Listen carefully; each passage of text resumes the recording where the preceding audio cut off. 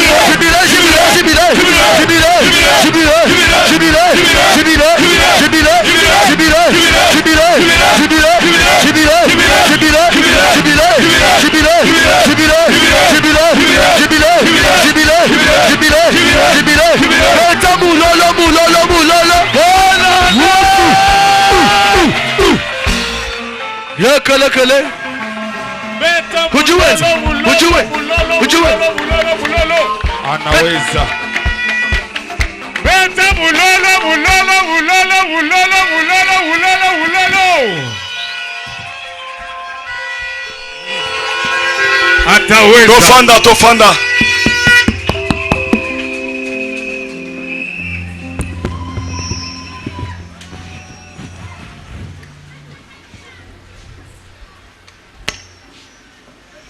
Mbulo yo tozobanda na système ya nini?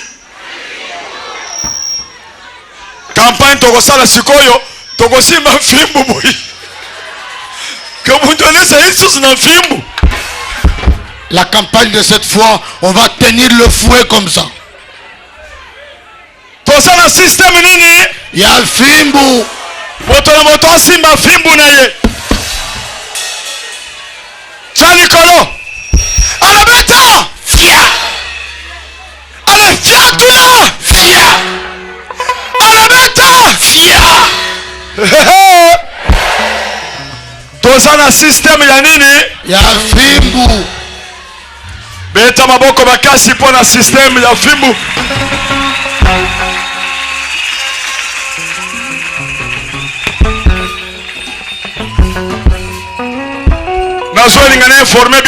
J'aimerais vous informer. Dimanche, Le dimanche d'aujourd'hui, c'est le dernier. Dimanche prochain, Le dimanche prochain, on va descendre au bon marché. Beta maboko makasi pona Jésus.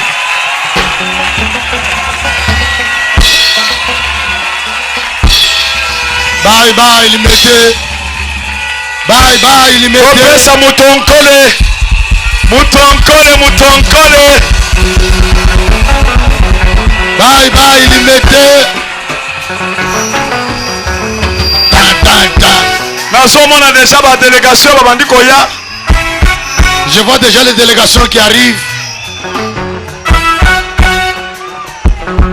Bamoni bato Irlande na drapeau na bango. J'ai vu les amis de Walesa, d'Irlande, d'Iblin sont là avec leur drapeau. Ils sont là. C'est drapeau. Montrez le drapeau. Bobeti maboko pona bato Irlande.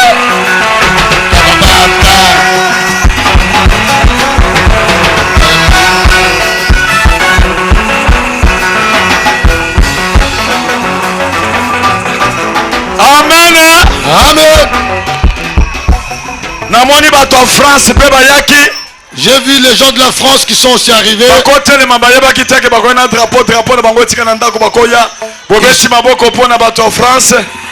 Ils ont laissé leur drapeau.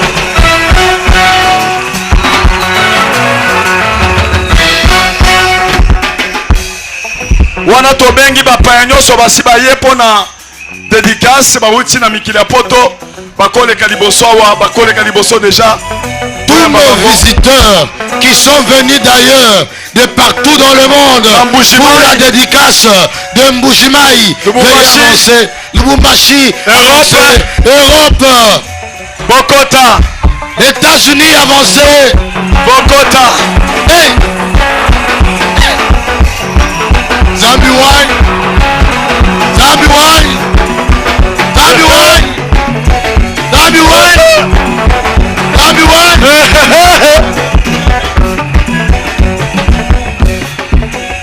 Bobeti maboko pona bapaya.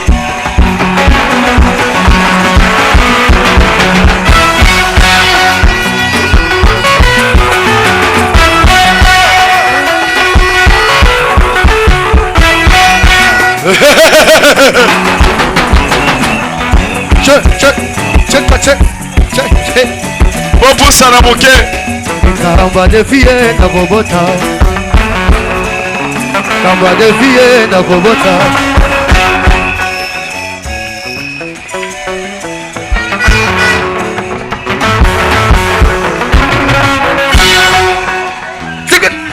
Oya minaiba kende na sima. Timbo. Beta bango, soa.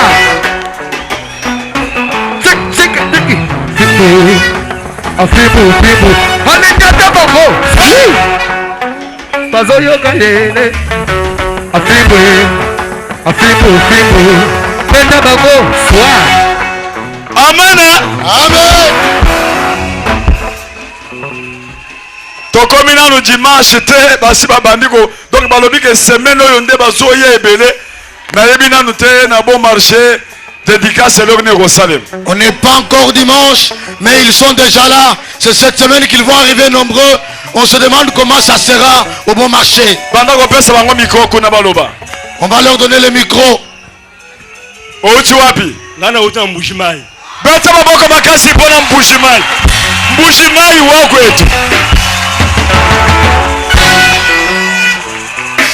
Outi wapi? Nauti na France na. Chami ko bien. Nauti na France na province ya Rennes. Beta maboko pona Rennes France. Mama outi wapi? Nauti na Paris. Outi na Paris? Mama outi wapi? Ngana sina yaki mais nauti Italie. Italie. Ça va. Outi wapi mama? Pesa batambwisa micro. Nauti na Suisse. Outi na Suisse. Je viens de la Belgique. Belgique. Précisément à Courtrai. Hein? À Courtrai. Courtrai. Pesa mon soir. Nauti na Suisse na capitale ya Berne. La capitale à Berne. Nauti na Angola. Auti na Angola, beta maboko makasi. Nauti na Hollande. Mama uti wapi? Hollande. Hollande. Pesa papa wana. Ngana sina ya uta Hollande na Rotterdam. Rotterdam na Hollande. Pesa baba? Nauti na Dublin précisément na Irlande. Irlande na Dublin. Drapeau yango wana, drapeau yango wana. Irlande Dublin. Uti wapi? Nauti na Allemagne na ina liziba betesa hakuna zagelizo na ngai total. Chamiko bien loba bandela. Na ina liziba betesa pona zwa gerizo na ngai po batu nyonso bayaki na liziba betesa bazwa ki gerizo na lobaki Seigneur lokola na chema ko na ngai awa na kozonga bongo te au nom de Jésus. Pesa ya miko etambola. Pesa mama kuboso. Mama uti wapi?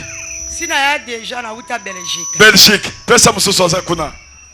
Ngana uti na Paris, France. Paris, France. Pesa kuna.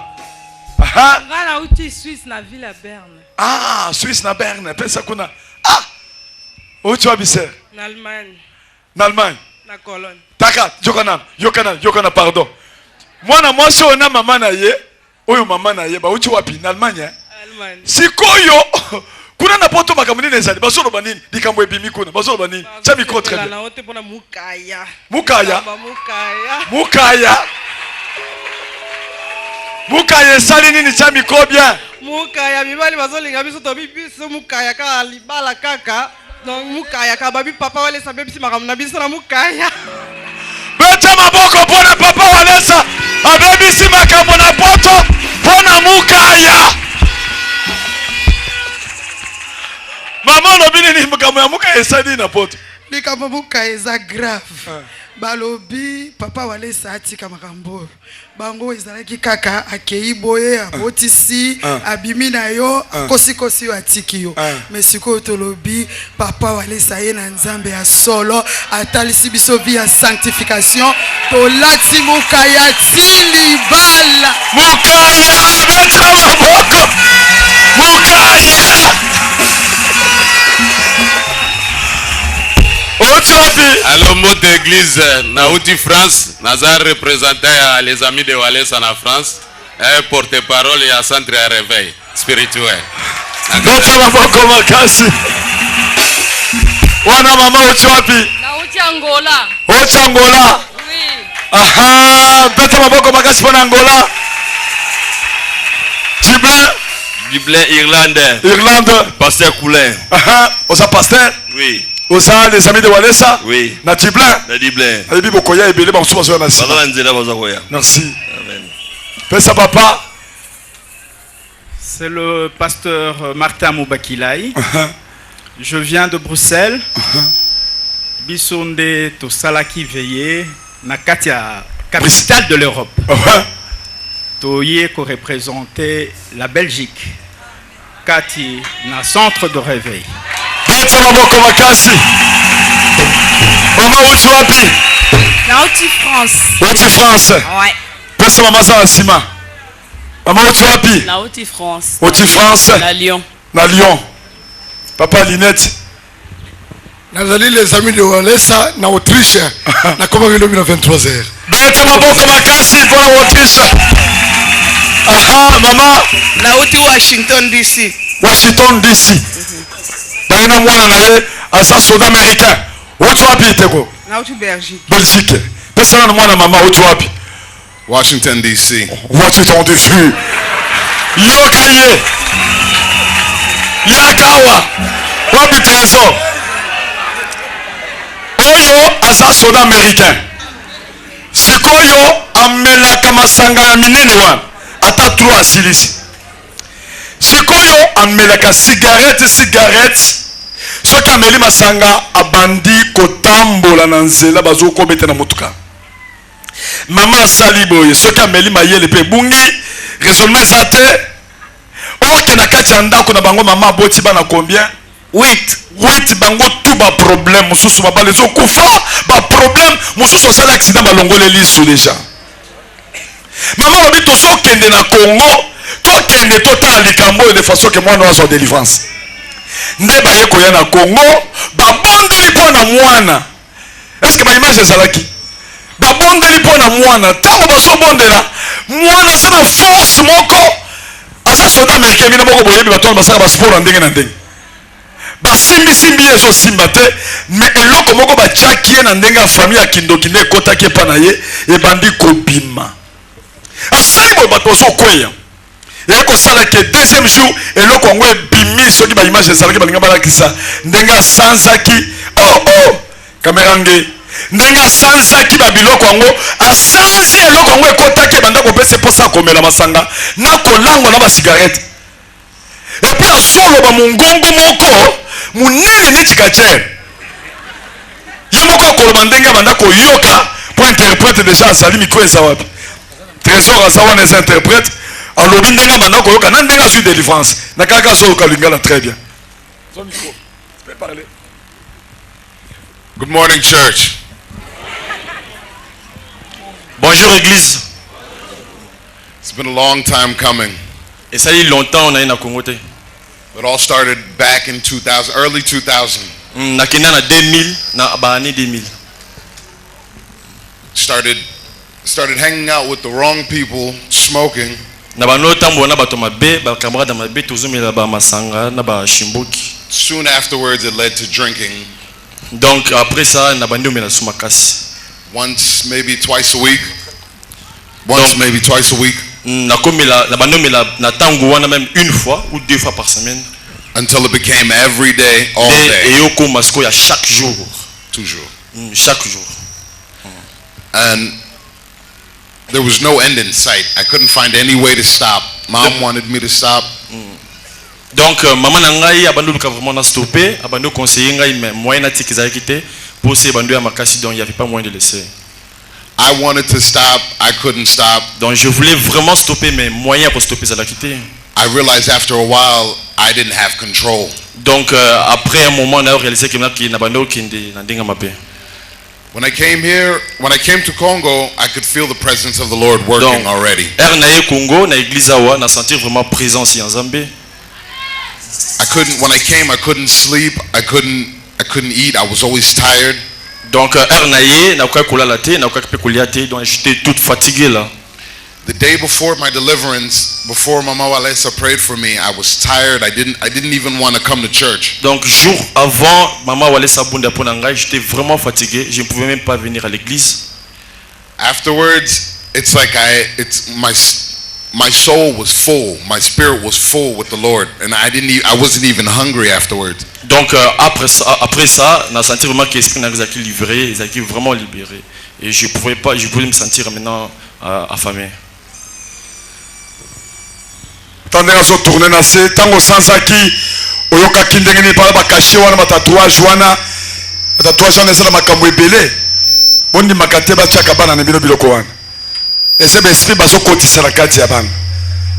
Tana na poto wana ngale alongole esprit wana ekotaki déjà na kati na ye, il a fallu asanza pour esprit ne zonga. Bakola s'appelle nga sanzaki et puis tango bandoko sanzo bandoko sentir ndenge nini. Depuis o sanzaki oyoki skondenge nini. When you were vomiting, what were you feeling? And so when you were vomiting, you were feeling like bringing something out. When I was vomiting, it wasn't physical, it was actually spiritual, but I could feel the spirit just as if I can feel this. Vraiment physique. Donc bino bomo na physique mais zaki physique, zaki spirituel. Donc je sentais comme si elo muruzu malakat nanga, donc ça sortait par la bouche. Started coming out each prayer, which each prayer, each confession I told the Lord, it just kept coming out. Donc après avoir elo kwana ebima na koma ki vraiment ko sambela ba parole les ebima yango moko automatiquement. Afterwards I was a new person in the Lord Jesus donc Christ. Après tout ça, après délivrance wana na koma ki muto sika na kati ya ekolo. Thank the Lord. I thank the Lord. I praise the Lord for everything He's done. The Lord is a good God.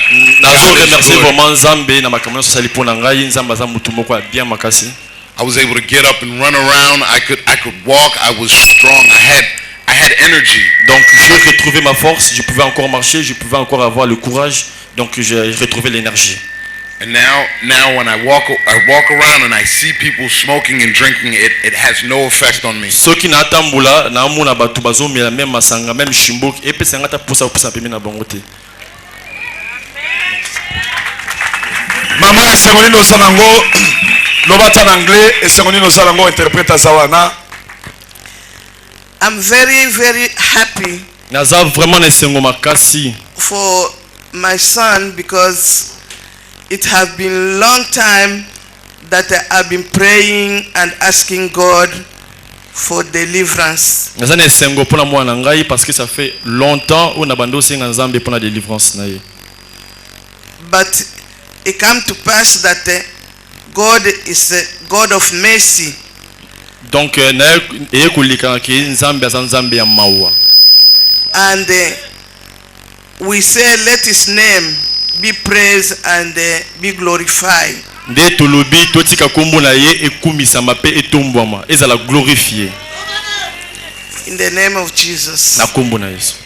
Pesa na no Jésus ba kombo minene komisa na no nzambe na English wana na mongongo munene wa. Tozo pesa mikwa simba boy. Yesu simba. Ya dinka ko simba boy. Ndenge batona basimba. Can you glorify God? Praise him, give him big names. And Thank you, Lord. Thank you. He is Alpha and Omega. He's a God among God. He is God of gods. He's Lord of lords. His name alone can move this whole country. His name alone. Merci na Nzambe, azanzambe ya banzambe, azanzambe likulu ya banzambe. Kombo na ya pambe kotambola mukili mobimba. Vraiment je remercie parce que azanzambe monene. His presence alone can heal a nation. Donc présence na ye eza wana pona ko bikisa ba mboka. He's a good God. God is good. Bien. I can't even. Donc nazo. Beta maboko makasi pona Jésus. Tala ndenge azokumisa Nzambe.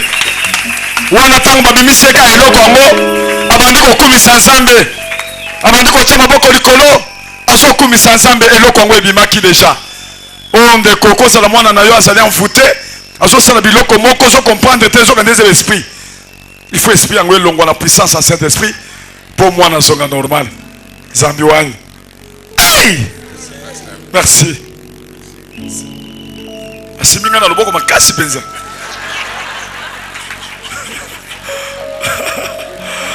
Mama uti wapi? Ah, pesa kuna. Nauti Paris. Paris? Oui. Merci, pesa kuna. Aha, papa, uti wapi? Ngana sina komika la mais nauti Belgique. Belgique. Maman? Papa Walesa. Ah. Nzambe ya Walesa bandimi na ngai. Ah. Papa na yaki awa na août. Na yaki na août awa na pesa ki papa Mojango. Mojango mbo pesa ki linette ya. Yango wana papa na zongi. Tia micro bien. Na zongi lisusu papa na makolo na yo. Ah. Papa soki yo pamboli ngai te. Soki opamboli ngai te. Opambola mi déjà. Pambola ngai papa. Opambola mi déjà. Pambola ngai Nzambe Walesa s'il te plaît. Asa pamboli. Pambola ngai. Au nom de Jésus. Amen. Merci.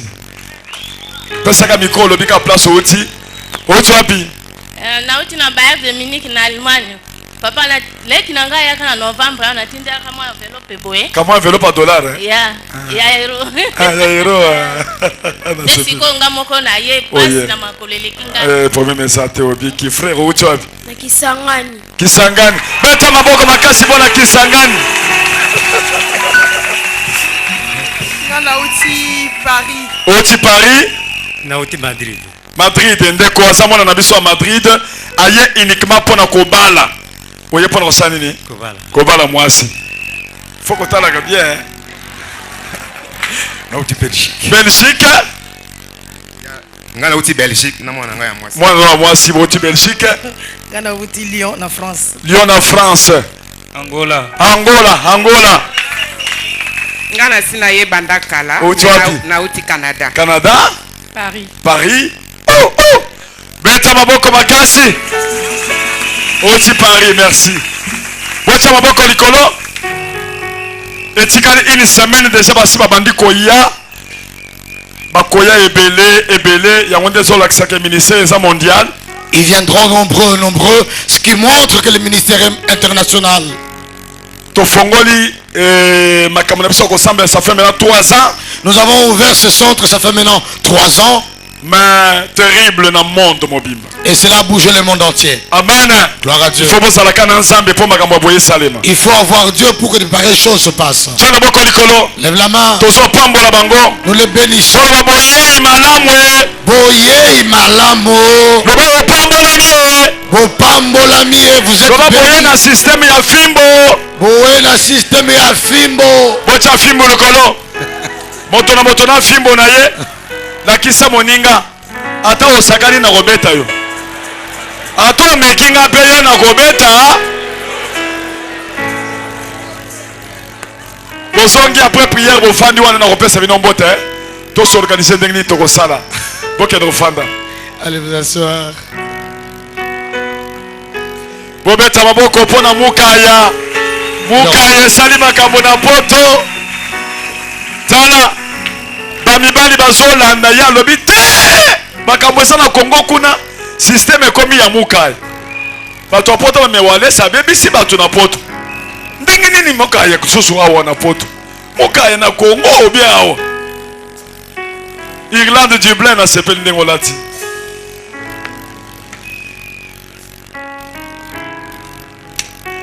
beta maboko makasi mpona Jésus. Nous acclamons fort pour Jésus.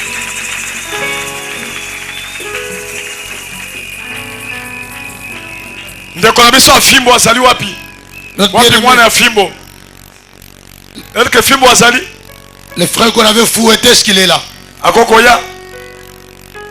Azali bando bia sa wapi? Oh!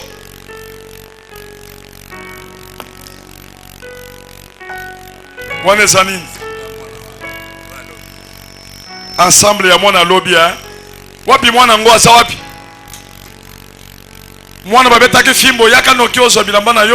Les jeunes garçons qu'on avait fouettés, viens prendre tes habits. Il est là. Il est là. Nous acclamons fort pour notre frère, nouveau frère. Yakanoki, américain,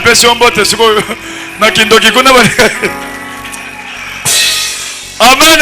Amen. Frère Nabiso Bosomona, le frère que vous voyez, il était sorcier. Il avait été dit de donner sa mère et sa grande sœur. Lorsqu'on a essayé, maman, ça ne tenait pas.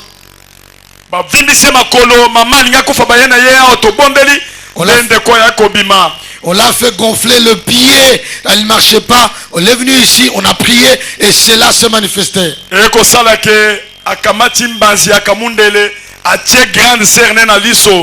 Il a pris la tige de brochette qu'il a introduit dans l'œil de sa grande sœur.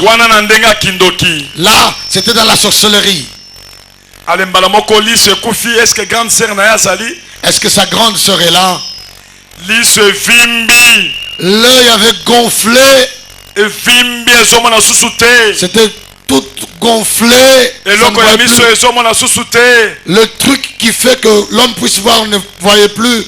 Sa grande sœur est là en train de venir. Oh, moi j'étais au chantier.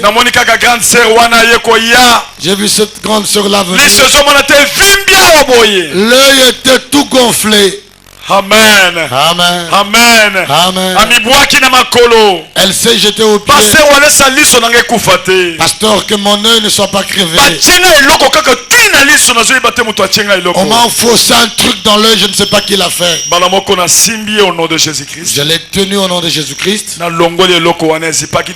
J'ai enlevé, c'est la chose qui au nom de Jésus. Au nom de Jésus. J'ai dit, tu vas commencer à voir. Et un tout d'un coup, il a commencé à voir. Elle est allée à la maison, là, il s'est délivré. Et lorsqu'on l'a délivré, ainsi les démons, lorsqu'on a délivré sa mère, les esprits de ce garçon sont entrés chez la maman. Nous avons dit trop, c'en est trop. Nous allons le fouetter. C'est ainsi que nous avons pris le fouet. Nous avons commencé à fouetter. Lui, il était à la maison. Quand Quand on fouettait l'esprit,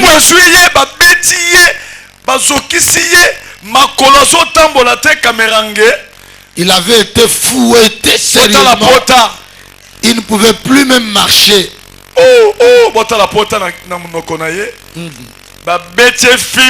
Il avait été fouetté sérieusement. C'est sa maman qu'il allait bouffer. Il était KO. On l'a suivi avec le fouet. Et sa plaisanterie. Bien aimé, ce que nous faisons de feu, de fouet, ce ne sont pas des plaisanteries. Toi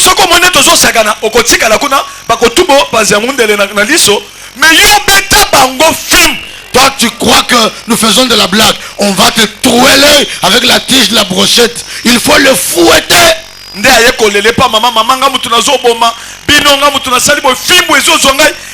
Yawa vimbi ba memia na mukongo azotambola te nde tosengi bolimbi sepa nzambe abandi kotambola nde ye moko alobaki na koloba liboso abatu lobi na kati ya ba prière alobaki alobi wana eza fimbu te wana eza frappe te bala moko pe alobi atikali frère na biso nde bakamati festo e bapesi ye nalobaki batindele ba bilamba po akomi frère na kindoki eza bien te lobi alakisaki biso na mabina ya kindoki ndenge bazobina boyi ezaki somo. C'était terrible hier. Lomana lo kindoki kuna fimbo ngwe ezaki ndenge nini yozo ka micro fimbo ezaki ndenge nini fimbo ezaki makasi.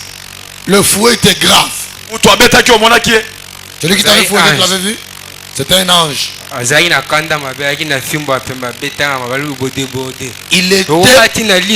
Il était en colère. Quand il est arrivé, il m'a dit, vous avez débordé jusqu'à son œil.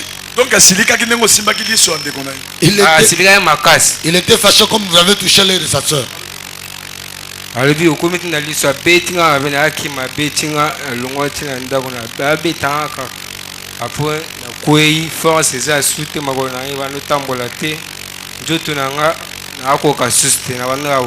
À force de fouet, je ne pouvais plus marcher, j'étais tout faible. Et Dieu est venu. Tu as accepté d'abandonner la sorcellerie. On t'avait dit de tuer maman. On a voulu la tirer, mais ça n'a pas tenu. Quand on tirait sur maman, les balles revenaient dans leur camp et ils tombaient. Et ça revenait avec un grand feu et tous ils tombaient.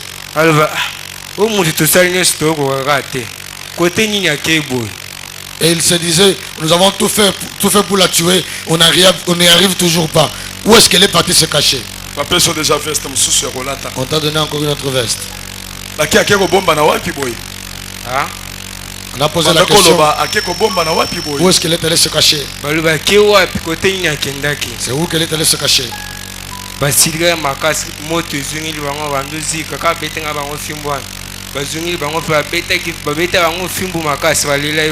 Après qu'on m'ait fouetté, le même ange est rentré, il les a fouettés grave.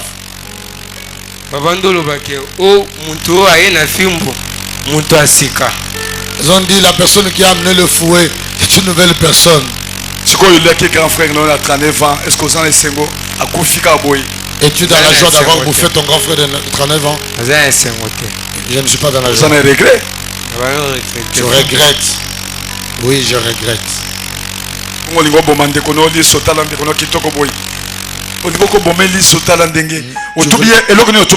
Tu lui écrivais le pourquoi.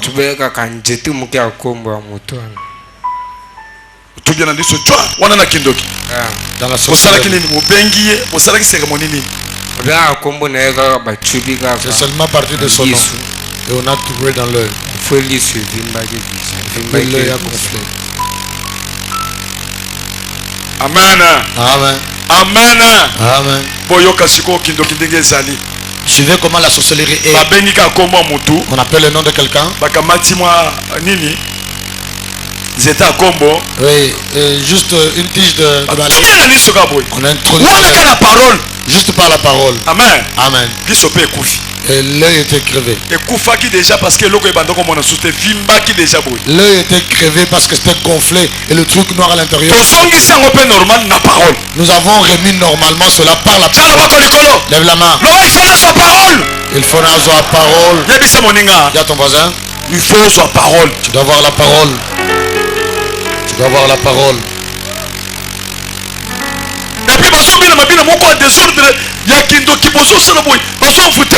Et il danse en désordre en train d'envoûter les gens. Pousse-toi là-bas. Tu nous montres comment vous dansiez. Saleté.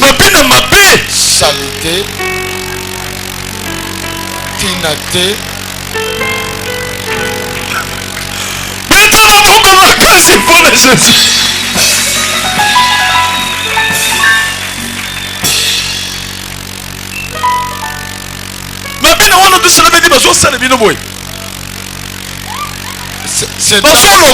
Ça veut dire qu'on est en train de vous envoûter, de vous jeter de mauvais sorts. Maman, si à côté de toi tu vois quelqu'un danser comme ça,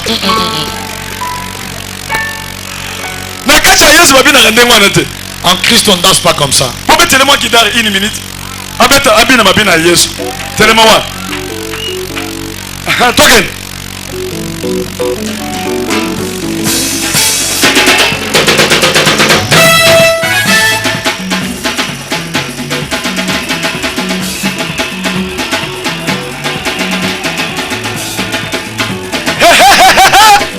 Ndeko na yo abiki na liso kende pa ndeko na yo kindoki esili ye.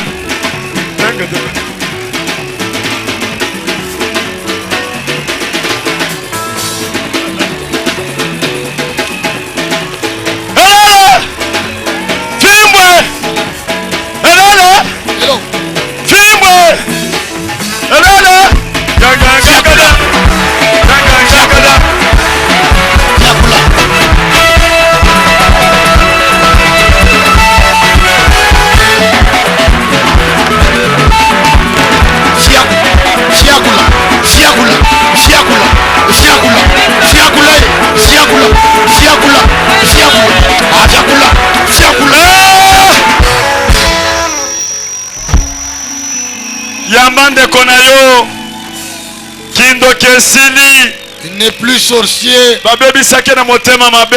C'était pas la mauvaise foi qu'il a été abîmé. La personne qui le poussait, c'était la parenté de la maman.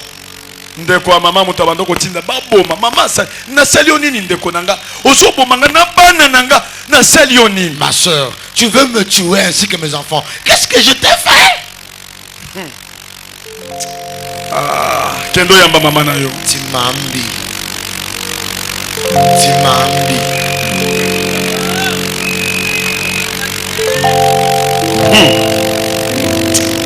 Boyi na yete. Il faut pas le haïr. Asongi normal. Il est redevenu normal. Tozo longole biloko nyonso zeki na miso na matoi. Entendement spirituel, vision spirituelle. To longole ngo asongi normal. Akomi mutu. Tout ce qui a été détruit. Veste na yebo pese veste moko za wana mekana. Limisa veste ndeko.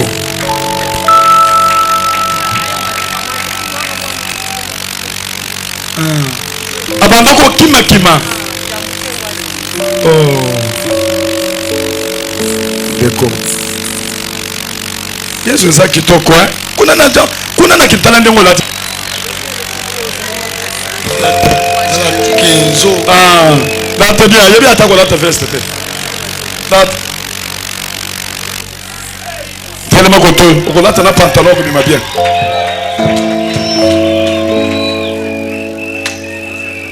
On a prié, on l'a dit bien, ça part très bien. Kende fanda. Maman kende tika fanda. Babila mala tika dia. Yo la tana veste one. Boke ne ko to. Sir, zo amunde ko no beke ko tika fanda. Omoni olinga ko bomande kuna mwasi kitoko boy. Ce qui prend à Jésus, c'est maman, mais au confia. Si ce n'était pas à cause de Jésus. Ah ouais, ça n'est pas théâtre. Ici, c'est comme du théâtre. Et pourtant, c'est vrai. Et puis, l'objet, tant que tout le monde est pour naïe, bateau est belé, n'a pas de papa, l'ongolanga kindoki. Hier, quand on a prié pour lui, à la fin, il y a eu beaucoup de gens qui pleuraient. Il y avait des enfants qui sont venus se faire enregistrer, pleurant. On ne veut plus de la sorcellerie. Est-ce que quand on a lobby, on a gazali? Moi, on a mandé qu'on ait lobby. Papa, papa,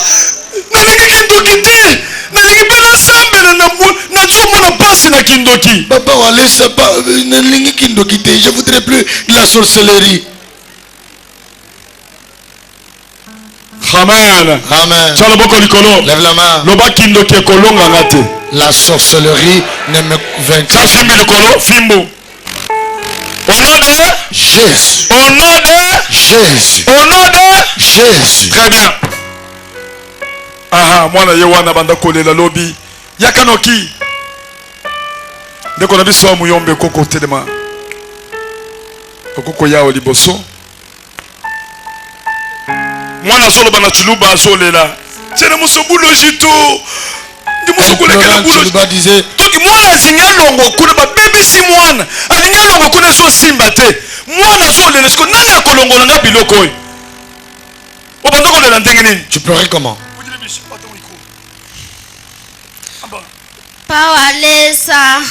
Pawalesa ntonde shagoku. Pawalesa ntemunanga bulojito.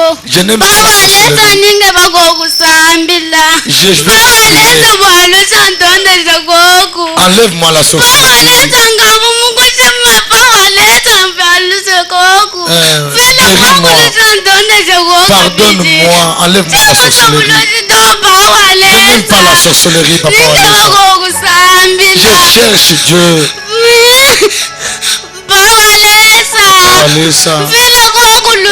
Pardonne-moi. Pardonne-moi.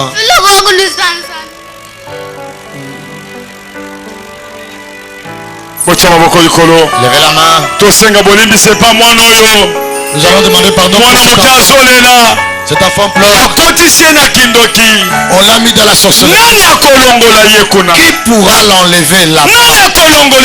Qui l'enlèvera dans la sorcellerie? Qui le fera sortir de la sorcellerie? Il n'y a que Dieu qui peut le faire. Il n'y a que Dieu qui peut le faire. Seulement le sang de Jésus. Levez la main. Nous allons prier pour elle. Seigneur Jésus.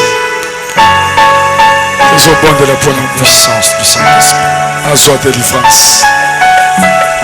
puissance du Saint-Esprit. La puissance du Saint-Esprit. Au nom de Jésus. Au nom de Jésus-Christ. Au nom de Jésus-Christ. Amen. Merci. Merci. Merci. Merci. Merci. Bopese place afanda kofanda wapi? Kendo fanda kuna afanda liboso wana.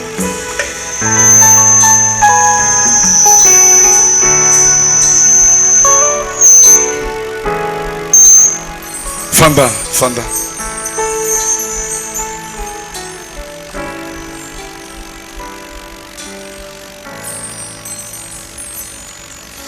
Vana koleka.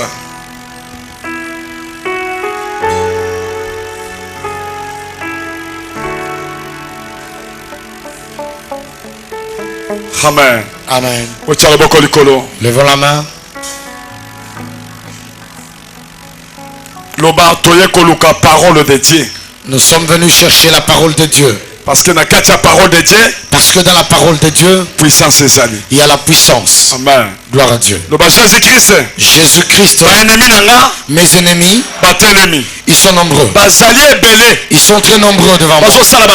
Ils font de réunions pour me neutraliser, pour me tuer. Mais Seigneur Jésus, Seigneur Jésus, si je ne suis pas avec toi, je ne vaincrai pas.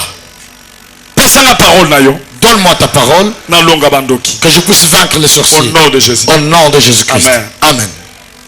naokaki na 5h 6h du matin bazobenganga na 7h du matin. J'ai entendu vers 5h 6h du matin. Eza mwana oyo papi azaka chauffeur awa. C'est notre fils Papi qui est chauffeur. Aza na problème na famille na bango.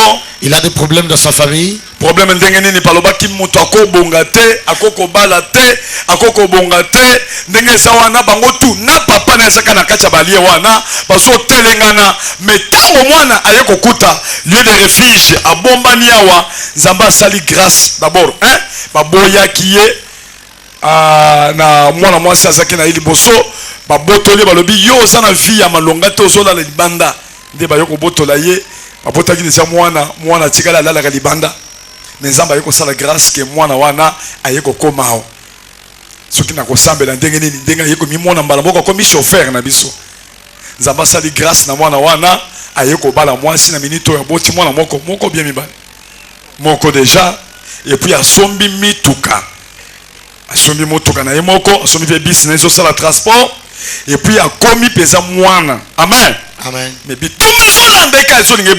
combat le poursuit toujours. Je dis tu dois te lever et prier. Il m'a appelé on l'a poursuivi là-bas par le sorcier. On a lié ses pieds. On a lié son corps. Il m'appelle, il ne peut pas m'attendre.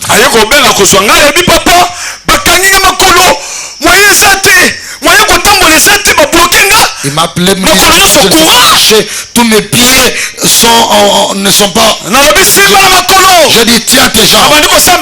Je commence à prier. L'esprit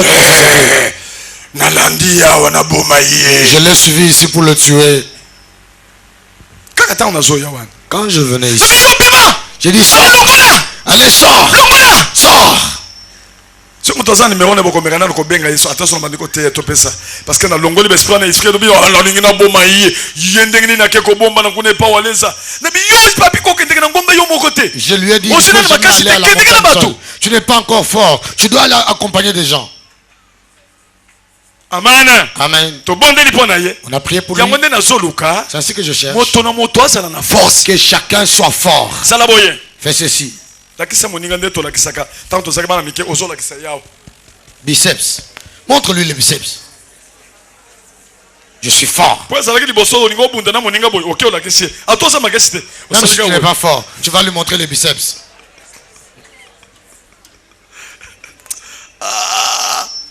Et puis après tu commences à torer juste pour gonfler la poitrine. Satan spirituellement. Et pas aller ça, toi salaka, attends ce que ça dit, salaka. Salabo, le bas Satan. Satan. Talanga. Talanga. On l'a dit hein? La kisa siko mutu azapembeni na soki na bomba. Amanje la kisa mwana wana. Mudia ngomba na bomba. Deje mwana obi ntusu. Mudia ngomba na bomba.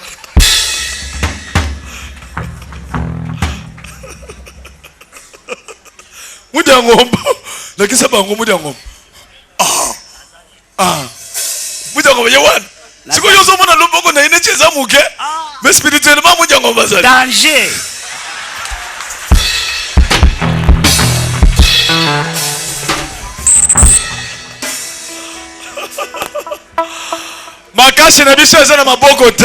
Notre force n'est pas dans les bras. Notre force c'est dans la bouche. Alléluia. Parole.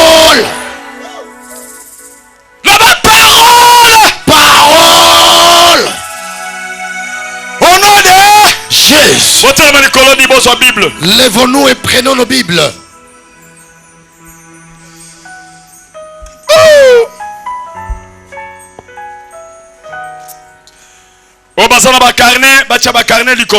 Ceux qui ont des carnets, levez-le s'il vous plaît.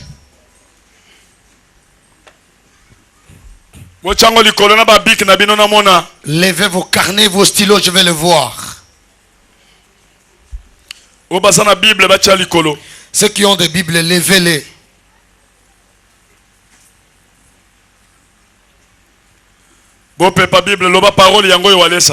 La parole est là, Walesa. Pepa ngo, pepa Bible, pepa. Si Si à côté de toi il y a quelqu'un qui n'en a pas, fais-le sortir. Place na wete yo kende ke libanda po yo kakate. Ba pare ba un problème te bo bango ba yaki na makamususu. Zamba pambole ba pare. Au nom de Jésus. Marcher dans la victoire avec Jésus-Christ. Marcher dans la victoire avec Jésus-Christ. Marcher dans la victoire avec Jésus-Christ. Marcher dans la victoire avec Jésus-Christ. Marcher dans la victoire avec Jésus-Christ. Très bien. C'est notre thème.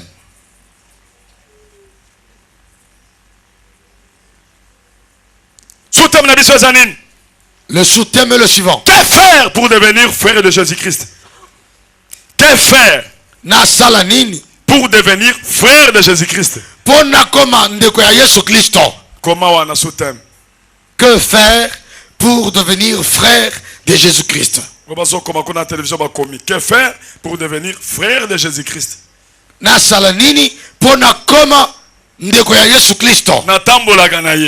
Je marche avec lui.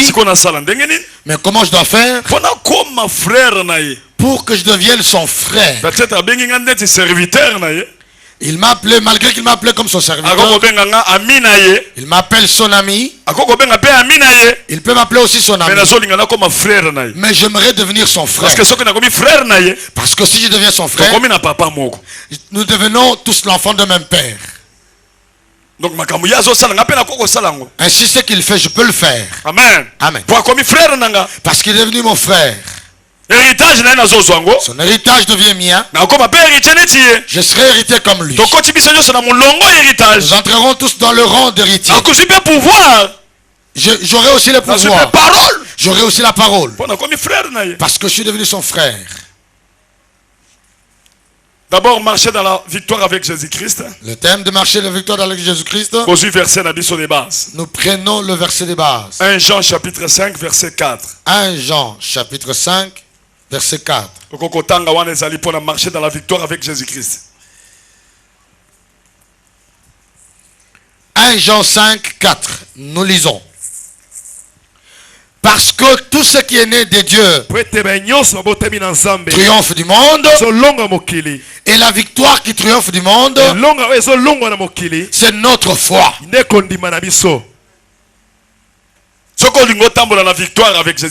Si tu veux marcher dans la victoire avec Jésus-Christ, il faut garder la foi. Amen. Gloire à Dieu. Parce que les problèmes peuvent arriver. Mais la victoire pour l'avoir, il faut combattre. Il faut vaincre. Si tu ne combats pas, tu dis seulement victoire. Tu ne joues pas au foot. Le match, tu cherches la victoire par forfait. Il n'y a pas de forfait. Il faut combattre. Que faire pour devenir frère de Jésus-Christ? C'est le sous-thème d'aujourd'hui. Tu prends la parole de Dieu. Jean chapitre 20. Jean chapitre 20. Verset 17. Le verset 17.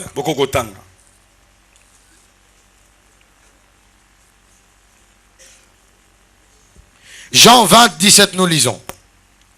Jésus lui dit, ne me touche pas, car je ne suis pas encore monté vers mon Père. Mais va trouver mes frères et dis-leur que je monte vers mon Père et votre Père, vers mon Dieu et votre Dieu. Amen. Jésus lui dit, ne me touche pas, car je ne suis pas encore monté vers mon Père. Mais va trouver mes frères et dis-leur que je monte vers mon Père et votre Père, vers mon Dieu et votre Dieu.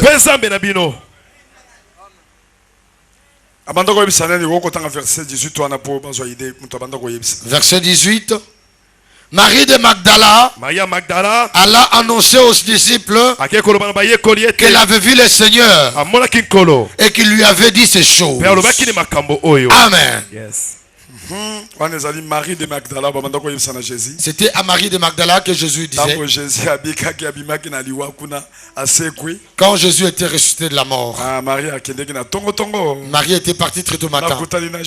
Il a croisé Jésus. Jésus lui a dit, va dire à mes frères, je m'en vais vers mon Père, qui est aussi votre Père. Ah. Jean 15, hein? Jean 15, verset 5. Le verset 5. 15 à 16. Jean 15, 5, nous lisons. Je suis le cep. Vous êtes les sarments. Celui qui demeure à moi et en qui je demeure porte beaucoup de fruits. Car sans moi, vous ne pouvez rien faire. Verset 15. Je ne vous appelle plus serviteur. Tanga malamu, tanga bien, bien, bien. Kolia monte, tanga bien. Bandela na 5. Je suis le cep. Je suis le cep. Je suis le cep. Vous êtes le serment. Celui qui demeure à moi et en qui je demeure porte beaucoup de fruits. Car sans moi, vous ne pouvez rien faire. Token à 15. Je ne vous appelle plus serviteur. Parce que le serviteur ne sait pas ce que fait son maître. Mais je vous appelle ami. Parce que je vous ai fait connaître tout ce que j'ai appris de mon Père. Amen. Amen. Ce n'est pas vous qui m'avez choisi. Mais moi. Je vous ai choisi. Et je vous ai établi. Mais problème, le problème est là. Je vous ai choisi. Et je vous ai établi. Pourquoi? Afin que vous alliez. Et que vous sortez des fruits. Et que vous portez des fruits. Et que votre fruit demeure. Votre fruit demeure. Afin que ce que vous demandez à mon Père, à mon nom, il vous le donne. Mettez-vous.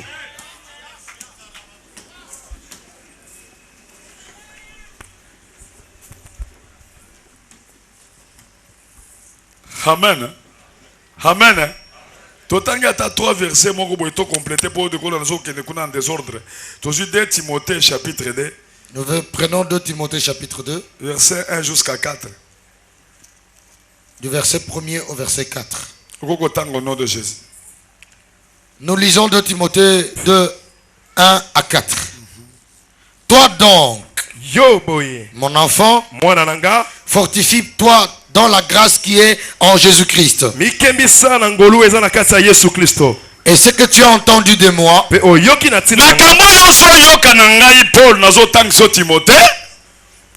en présence de beaucoup de témoins, confie-le à des hommes fidèles.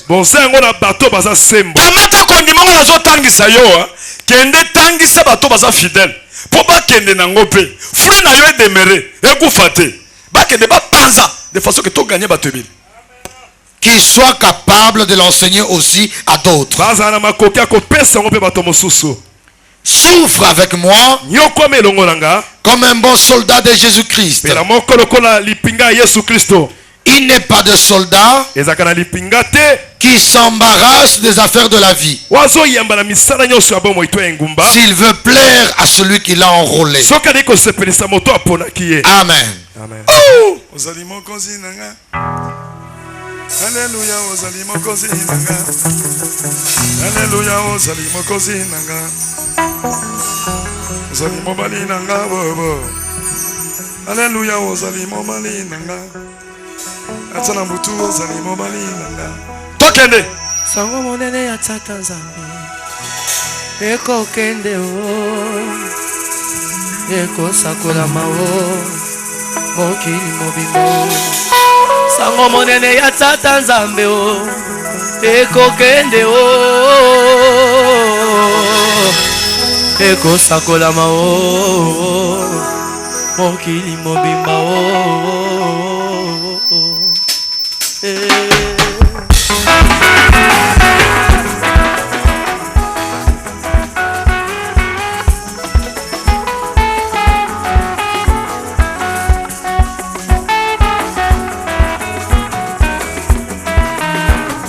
nakolanda mokonzi na ngai ngai nakolanda mokonzi na ngai ata na ntango ya pasio nakolanda mokonzi na ngai ata na ntango ya minyoko nakolanda mokonzi na ngai ngai nakolanda ya Jésus ngai nakolanda o ya Jésus ata na se ya lobwako nakolanda mokonzi na ngai ata na kati ya mayo nakolanda mokonzi na ngai ebele batika nzambe mpona mbongo ebele batika nzambe mpona biloko yango wana nakolanda mokonzi na ngai yango wana nakolanda mokonzi na ngai nakolanda ya Jésus yo nakolanda ya Jésus ata na se ya mbetu we nakolanda ya Jésus ata na kati ya lubwaku nakolanda ya Jésus ata na ngomba o ata na nzala o ata bazofinga ngai yo ata bazobeta ngai yo ngayoyo nakolanda mokonzi na ngai Yesu yango wana nakolanda mokonzi na ngai papa na ngai alingaka nga mingi mama na ngai alingaka nga mingi kasi dekulusunga namoni papa to mama te ye namoni yo Yesu bazobeta yo basete Yesu yo lingaka nga mingi ya Yesu yo lingaka nga mingi yango wana natiki nyonso nazolanda Jésus mobali na ngayo mobali na ngayo mobali na ngayo zakoma na matoto mandeni mama yakoma na matoto mame eye mama eye mama tena negela Yesu tena negela wo tena negela ye tena negela Yesu tena negela Yesu tena negela Yesu to tena negela Yesu oyani wani chena mulale chena negela wo upanji buluka mujikenge chena negela wo jiwaka kenga wabwalu bwanyo chena negela wo chena negela Yesu chena negela Zambe wo chena negela Zambe yo Yesu zali Zambe yo atangai na boyi Yesu yo Zambe atabato baboyi Yesu yo Zambe atabato bafingi Yesu yo Zambe oyani wani chena mulala mambu wani we papa wani we yo papa wani we yo mukalema wani we yo papa wani we yo papa wani we yo papa wani we yo bayani wani we yo bayani wani we yo wapi kuni ya chijila ngola wa yeye chena ndagala Yesu bayani wani we bayani wani we yo babu wani we yo ka chakulekela Nzambyo opetelo niyo na Nzambyo wakabamba chuza nzambe wapetelo niyo na nzambe wa abalama nzambi wa moyi mulema chena ndegela yesu chakulekela yesu to papa waliwe yoyo iwe yoyo papa waliwe yoyo iwe yoyo papa waliwe yoyo iwe yo wakabamba chuza yoyo iwe yo wakabujwa nesaza wawale wakabamba chuza ngola wale chena ndegela yesu chena ndegela yesu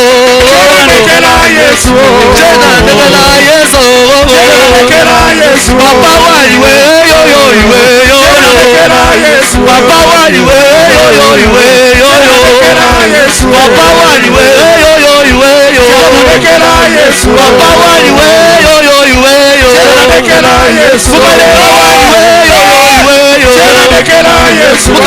waliwe yoyo iwe yo papa waliwe yoyo iwe yo mukalero waliwe yoyo iwe yo chana ndegela yesu weye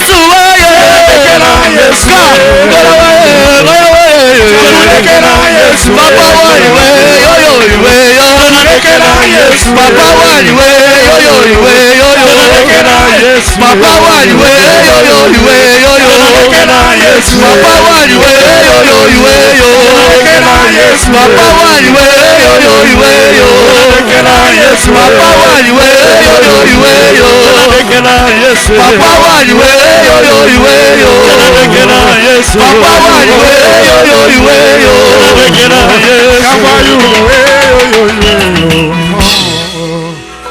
Chenandegela yeso Chenandegela yeso Bayani wani jena mulalo Chenandegela Pani voluka mujikenge Chenandegela Chenandegela yeso Chenandegela yeso Omona pasi pona ngayo yeso Obeta mafimbo nesika na nga yeso Zambe yolinga kanga minge Tena ndegela yeso Tena ndegela yeso yo yo yo yo Wakabamba chuza sinzambi wanyo Wakabamba chuza sinzambi ujingibila misambo Zambo kabujwa lesa sinzambo amulela nzambyo Chena ndegela yeso Wagoza chingute chena ndegela nzambyo Akubinga jabwalo chena ndegela nzambyo Chena ndegela yeso Chena ndegela yeso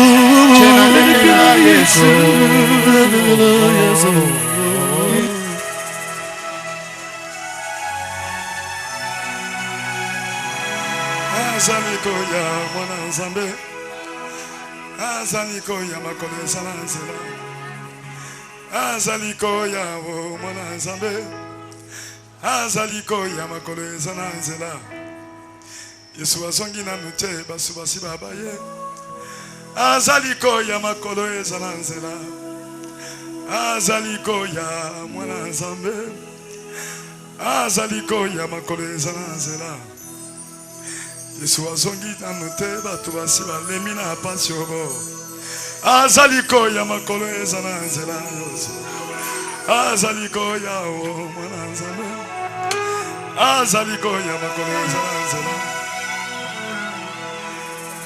Azaliko ya mwana nzambe Ye wana zoya Il est sur la voie en train de venir. Il me voit. Il vient. Il dit allez ça. Je ne t'appellerai plus serviteur. Parce que serviteur. Parce que le serviteur. Il sait pas ce qui est dans mon cœur. Je t'appelais ami. Mais pour le moment. Pour l'instant.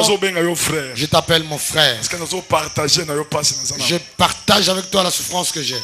azaliko ya mwana nzambe azaliko ya makolo eza na nzela Yesu azongi nanu te bato basi babaye azaliko ya makolo eza na nzela azaliko ya mwana nzambe azaliko ya makolo eza na nzela nayebi azoya.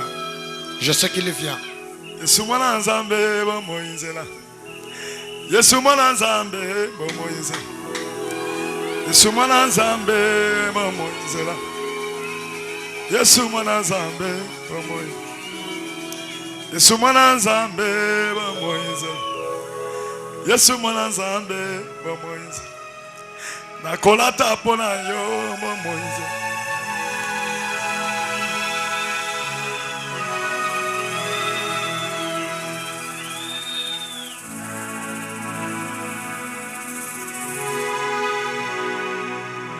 nakolata pona yo Moïse nakolata pona yo Moïse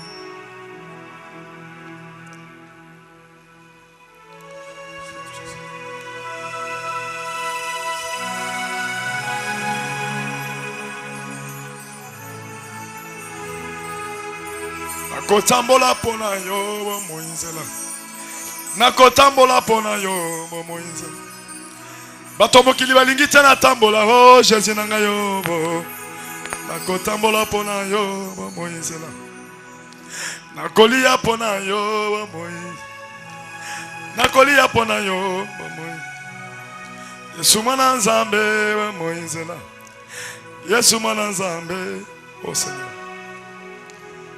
Alléluia oh alléluia alléluia oh Alléluia, oh, alléluia, alléluia, Nalingi osonga, oh, nalingi oya, oh, nalingi na fanda na yo libela. Jésus, nazo trahir yote, nako trahir yote. Jésus, je peux pas te trahir. Tu m'as pris dans le néant. Tu m'as parfumé. Seigneur. Seigneur. Dans le néant. Dans le néant. Tu m'as ramassé. Aux ensemble. Tu es Dieu. Aux ensemble. Tu es Dieu. Aux ensemble. Tu es Dieu. Aux ensemble. Tu es Dieu. Aux ensemble. Tu es Dieu. Comment marcher avec Jésus-Christ? Notre base est comment marcher avec Jésus-Christ. Bien-aimé, tu peux accepter Jésus. Tu peux l'avoir aujourd'hui. Une semaine, 2 semaines, une année. Marcher avec lui 1 semaine, 2 semaines, 1 année, c'est là qu'il y a le problème. Le début peut être bon. Mais la fin est plus mieux que le début.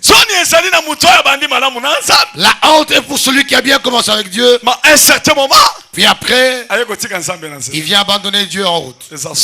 C'est Seigneur, ça la grâce. Seigneur, fais grâce. Ça la grâce. Fais grâce. Amen. Que le problème arrive. Que je reste toujours. Timothée. Moi, Paul, je suis persécuté. Je suis emprisonné à cause de la parole. On me lie à cause de la parole. Mais ce que vous manquez, vous ne pouvez pas lier, ligoter la parole dans ma bouche. La parole qui est dans la bouche, même si vous la liez, vous n'irez pas la sortir parce qu'elle sort du cœur. Je peux être là en train de regarder, mais mon cœur parle. Mon cœur restera en train de parler définitivement pour adorer Jésus-Christ. Même dans la prison, je l'adorerai. Même dans la faim, je l'adorerai. Même dans la souffrance, je l'adorerai. Ma bouche ne cessera jamais d'adorer Jésus. Il est Dieu, le monde. Jésus crucifié, celui qui est mort à la croix, celui qui a vaincu la mort. Il est Dieu. Il est Dieu. Tu es Dieu.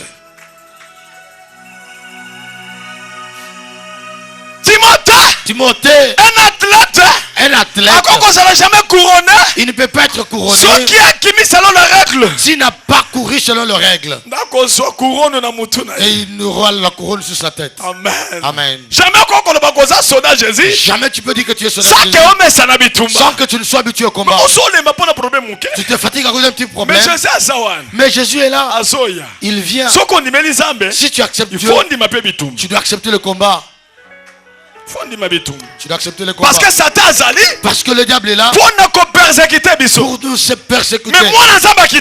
Mais le Fils de Dieu est apparu. Pour détruire les œuvres du diable. Tout celui qui travaille en toi. Même s'il te place la tige de la brochette pour que tu connaisses la grandeur de Dieu, tu dois danser pour lui. Pour que Jésus l'enlève de ton œil. Et tu commences à le louer. Tu dis qu'il est Dieu. Si tu n'as pas un gros de problème, tu ne sauras pas la grandeur de Dieu. Connais le problème et tu connaîtras Dieu. Tu verras quelqu'un en train de pleurer. Il a perdu un enfant. Amen. Amen. Il pleure. Le cœur chauffe. Le cœur fait mal. Là où tu es assis, tu dis c'était moi. J'allais me forcer de ne pas pleurer. Mais subis le même sort. Tu sentiras comment le cœur fait mal. Comment le cœur brûle. Amen. Gloire à Dieu. Amen. Gloire à Dieu. Timothée. C'est pas la grâce aujourd'hui dans le Jésus. Sois content de la grâce que tu as reçue en Jésus. Cette grâce-là, c'est quoi? C'est l'esprit de Dieu qui est sorti de Jésus. Celui qui te fortifie. Celui qui te édifie. Dans le problème. Il te pousse à marcher dans la sanctification. Pendant les tentatives sataniques. Timothée. Les épreuves viendront. La parole que je t'enseigne, c'est la foi. Introduis-le dans le cœur des gens. Que les gens partent avec. Que les gens Centre de réveil. Centre de réveil. Centre de réveil. Je vous enseigne. Jésus-Christ. Crucifié. En Jésus. Il y a la parole. Dans la parole. Il y a le Saint-Esprit. Le Saint-Esprit. C'est lui qui fait que nous puissions craindre Dieu. Parce qu'il y a trop de désordre dans les affaires de Dieu. Tu fais l'église pour avoir de l'argent. Tu chantes pour avoir de l'argent. À Kingabo, je connais certains garçons. Ils n'avaient pas d'argent. Ils n'avaient pas d'argent. Ils en ont dit trop. Nous allons bâtir l'église pour avoir de l'argent. Ils ont commencé à chanter.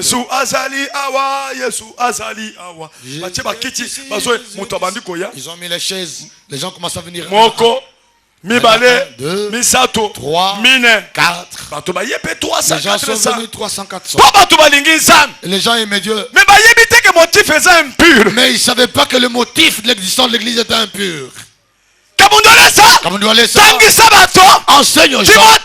Timothée, prends ce que je t'ai enseigné. Enseigne-les aux gens. Amen. Amen. N'aime N'aime pas Dieu seulement pour avoir l'argent.